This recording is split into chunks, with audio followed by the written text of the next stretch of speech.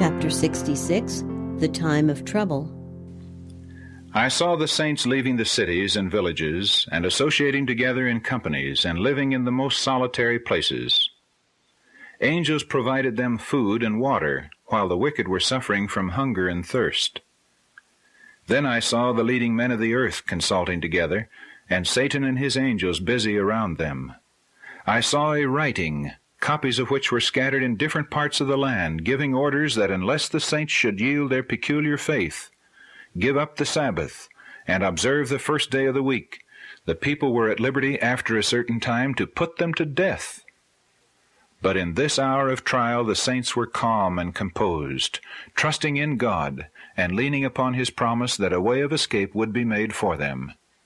In some places, before the time for the decree to be executed, the wicked rushed upon the saints to slay them, but angels in the form of men of war fought for them.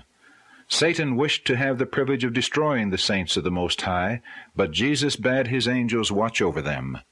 God would be honored by making a covenant with those who had kept his law in the sight of the heathen round about them.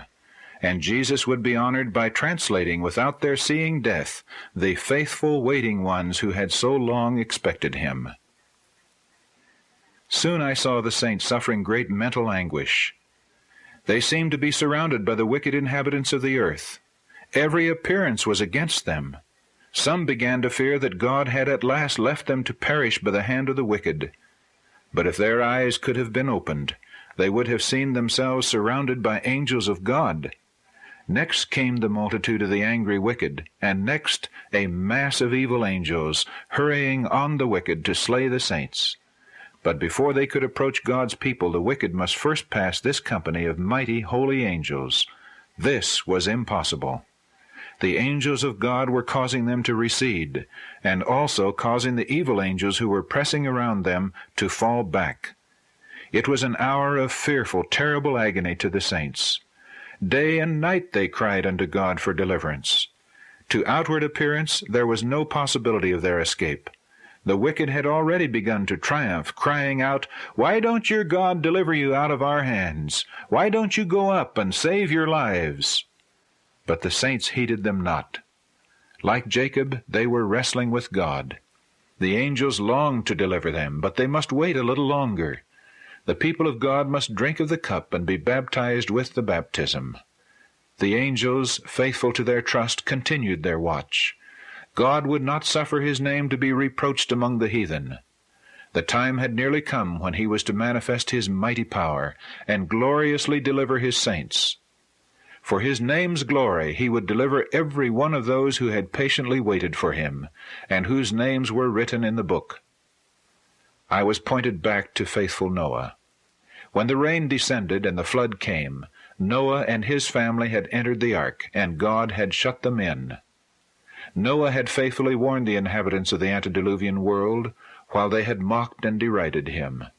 And as the waters descended upon the earth, and one after another were drowning, they beheld that ark, of which they had made so much sport, riding safely upon the waters, preserving the faithful Noah and his family.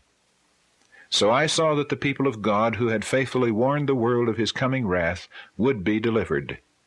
God would not suffer the wicked to destroy those who were expecting translation, and who would not bow to the decree of the beast or receive his mark. I saw that if the wicked were permitted to slay the saints, Satan and all his evil host and all who hate God would be gratified. And oh, what a triumph it would be for his satanic majesty to have power in the last closing struggle over those who had so long waited to behold him whom they loved. Those who have mocked at the idea of the saints going up will witness the care of God for his people, and behold their glorious deliverance. As the saints left the cities and villages, they were pursued by the wicked who sought to slay them. But the swords that were raised to kill God's people broke and fell as powerless as a straw. Angels of God shielded the saints. As they cried day and night for deliverance, their cry came up before the Lord.